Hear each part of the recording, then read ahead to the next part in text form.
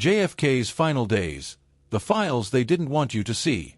Recently declassified documents shed light on a stunning new theory behind President Kennedy's assassination, what the government kept secret for decades. It began, as most revelations do, not with a grand press conference or a dramatic leak to the media, but with a misfiled box. In early March 2025, the CIA quietly began its final declassification phase under the 2024 Transparency Act, a law passed with little fanfare but monumental consequences. Among the millions of pages being digitized and released to the National Archives was a dusty, unmarked container retrieved from the subbasement of the Langley complex. Inside were tapes, photos, and internal memos marked Operation Snowglass.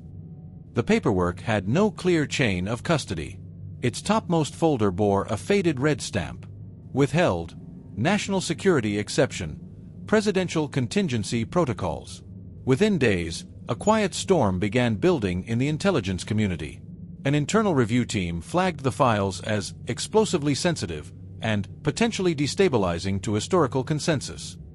But the law was clear: unless it endangered active operations, which these files did not, Weeks later, journalists and historians gathered in a nondescript room at the National Archives building in College Park, Maryland. Many expected little more than bureaucratic drivel, another round of redactions, already picked clean. They were wrong. Because tucked inside that file was a document dated November 19, 1963, labeled Phase 2 Authorization, JFK Contingency Directive. Recipient, Deputy Director of Plans, Langley. Copies, NSA Liaison, Joint Chiefs Executive Desk, Western Hemisphere Division. Classification: Ultra Black. Eyes only. What followed would rewrite history. Contrary to the image of a hopeful president cut down by a lone madman, the real story, emerging from these documents, is that of a president at war with his own government.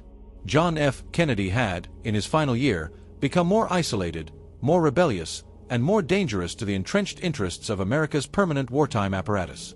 He planned to withdraw from Vietnam, a fact confirmed by his National Security Action Memorandum 263.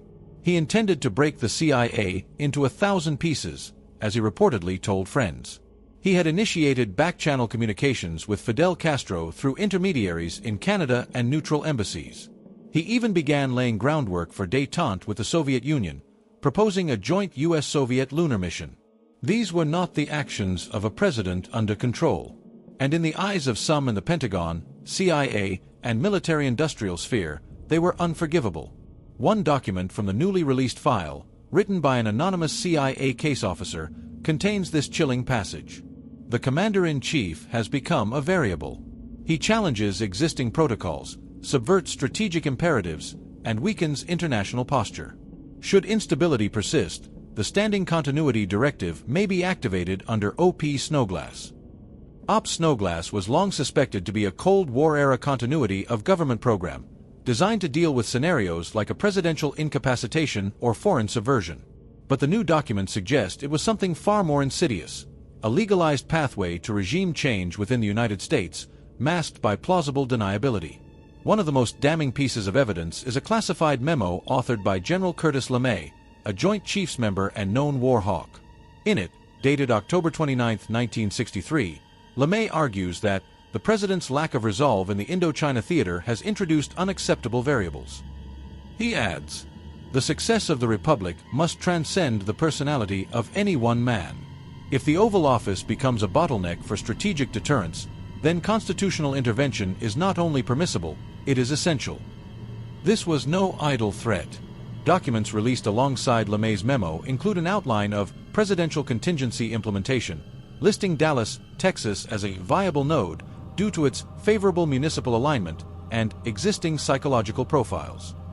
That same file includes reference to a cast of decoy operatives, whose purpose was to create a credible public narrative in the aftermath of a potential leadership transition event. One name appears repeatedly: Oswald Lee H. Repatriated asset, Mexico City event logged 9/63. The myth of Oswald as a deranged lone shooter begins to crumble under the weight of these revelations.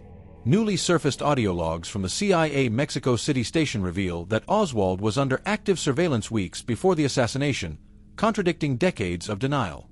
In a summary report prepared by Field Agent Spectre 7, the agent notes, "Subject displays instability but has value as a narrative device. Non-compliant behavior consistent with prior isolation training." That phrase, narrative device, appears again in a communication between Deputy Director of Plans Richard Helms and a CIA operative embedded with naval intelligence. In a decrypted message from November 3, Helms writes, "LHO may be utilized for narrative construction. Ensure firebreak if trajectory fails." Analysts believe trajectory refers not only to bullets, but to contingency planning. If the chosen method failed, if the public didn't buy it, if the press asked too many questions. Perhaps most damning are the alterations to Secret Service protocols in the days before the assassination. In documents labeled SS/DAL 1121, the following changes were ordered. Presidential security detail reduced for motorcade. Protective bubble canopy removed from limousine.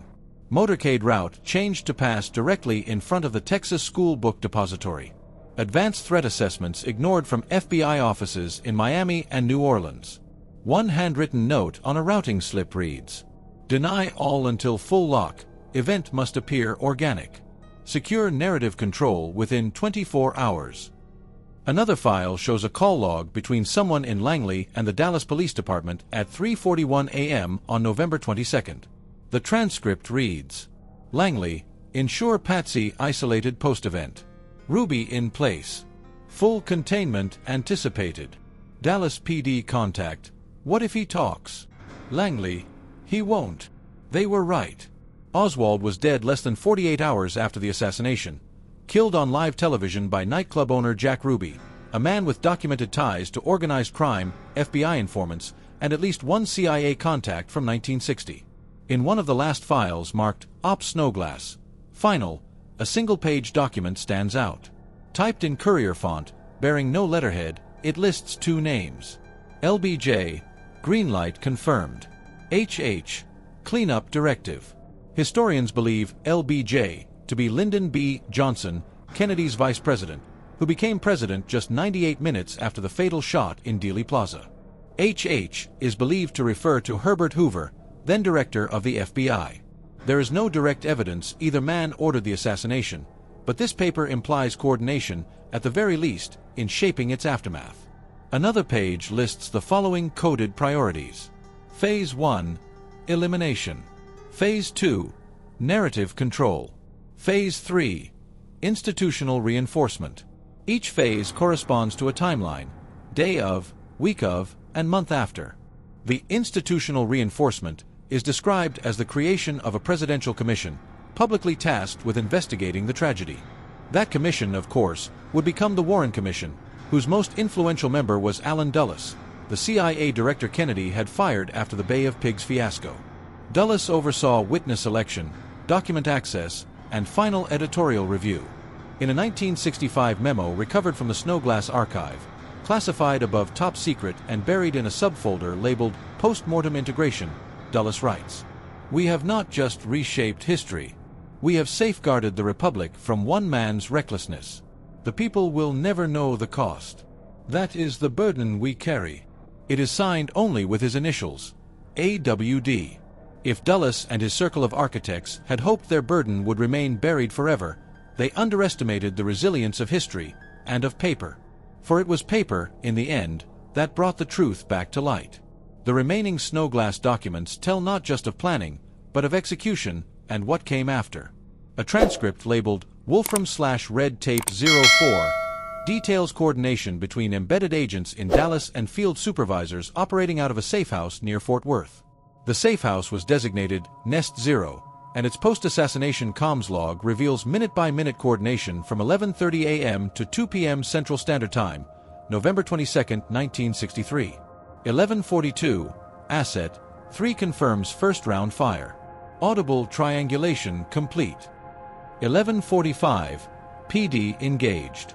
Oswald escape path monitored. 12:17, media initiation begins. Phase 2 stable. 1:49, medical narrative secured. Bethesda team briefed. 2 o'clock, full containment assumed. Signal W confirmed. Signal W appears frequently across the operation files. According to later analysis by Dr. Eleanor Tannis and historian Felix Drexler, W stood for Warren, referring to Chief Justice Earl Warren. Signal W meant the cover story could now be built. And build it they did. Over the next 10 months, the Warren Commission gathered testimony, redacted inconvenient facts, omitted key witnesses, and sealed away anything contradictory in a vault marked sensitive, not for release. Dulles orchestrated it like a maestro.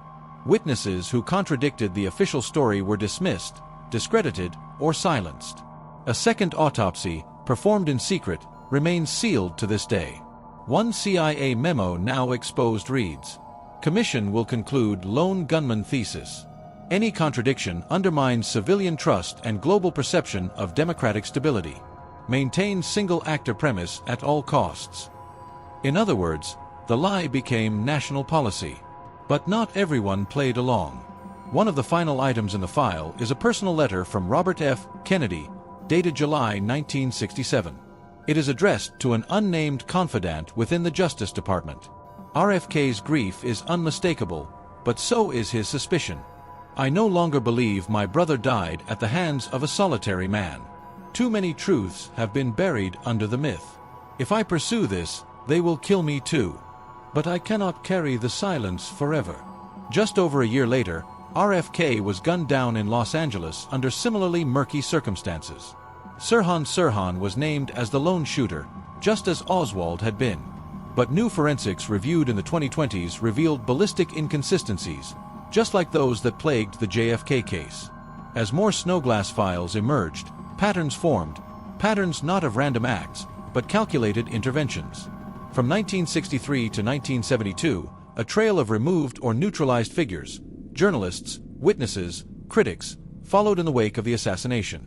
The document labeled Echo Suppression Roster includes code names, dates, and the cryptic term neutralized influence.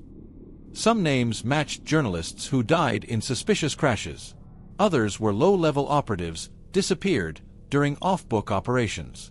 One chilling entry reads, Deep Echo /June 13th 65 /status. Accident staged /media cleared. Subject, Dorothy Kilgallen.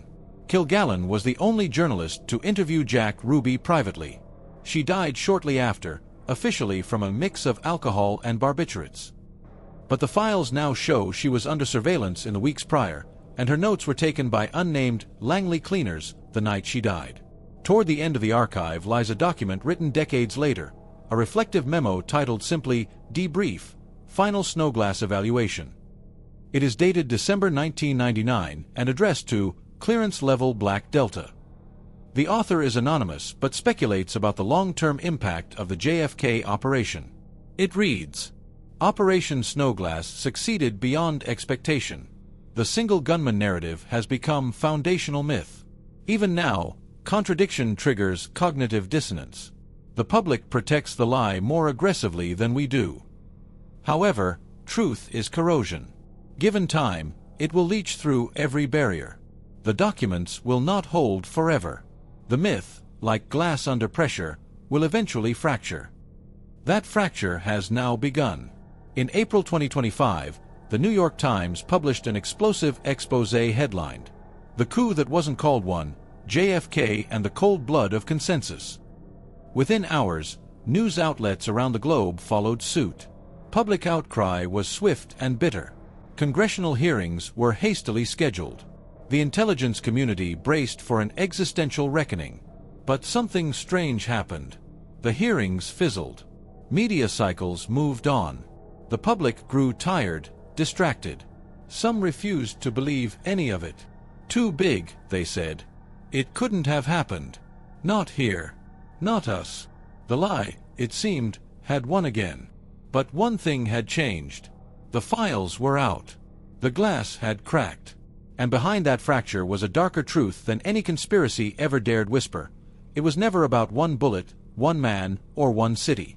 It was about preserving the illusion that the people choose their leaders, that truth rises to the top, that history is what we make of it. But history, like glass, reflects only what we're allowed to see. Behind Kennedy's murder was not just a cabal, but a consensus. A moment when too many powerful men agreed that peace was too risky and war was safer. That one man's vision for a better world had to die for the old world to survive. The bullets that killed John F. Kennedy tore through more than a man. They shattered a path not taken. And now, more than 60 years later, we stand at the edge of that broken mirror, staring into the ghost of what might have been. The story of John F. Kennedy's death was never simply about who pulled the trigger. It was about who pointed the nation in a different direction, and who quietly redirected it behind the veil of flags, silence, and fear. In the weeks following the final release of the Snowglass files, a growing movement began online. Not conspiracy theorists, but reconstructionists. They weren't content with uncovering the plot. They wanted to understand the alternative history, the world Kennedy imagined, the one we never reached. They compiled Kennedy's last speeches, private memos, foreign policy drafts, and posthumously declassified communiques. They mapped his vision like archaeologists reconstructing a ruined city, what JFK had planned for after 1964. Total U.S. withdrawal from Vietnam by 1965. A joint lunar mission with the Soviets by 1970. Nuclear arms reduction to 20% of Cold War stockpiles. A reduced CIA and creation of a new civilian-led intelligence advisory board. Reopening of diplomatic relations with Cuba. Civil rights legislation years ahead of the actual timeline. In this shadow America, this unbuilt nation, there were fewer wars. The Cold War ended a decade earlier. Dr. King lived to run for Senate. Nixon never saw the White House. Bobby Kennedy won in '68. Wallace faded into irrelevance. Reagan stayed in Hollywood. A very different country. This was the true loss. Not only a man, but a path. An era turned sharply off course by cold calculation, made permanent by the inertia of silence. Inside the National Archives, now home to a permanent Snowglass exhibit, there's a room sealed in glass. It contains the original November 19, 1963 document, the Phase 2 Auth. On the wall behind it, in large serif font, the words from Kennedy's American University speech, delivered just months before his death, are engraved in steel. What kind of peace do I mean? What kind of peace do we seek? Not a Pax Americana enforced on the world by American weapons of war. Not the peace of the grave or the security of the slave. I am talking about genuine peace, the kind of peace that makes life on earth worth living. Beneath it, a small plaque reads, "This vision was interrupted." Outside the exhibit, people pass by. Some stop, many don't. Some stare at the glass, seeing only their own reflection. Others squint, trying to read the small print on the documents, the names, the memos. A few cry. A few scoff. Most simply move on. But somewhere, deep in the Federal Memory Corps in Langley, a new label has been affixed to the Kennedy assassination archives. Status: public. Controversy acceptable. Because sometimes, they don't need to hide the truth. They just need to wait long enough for us not to care.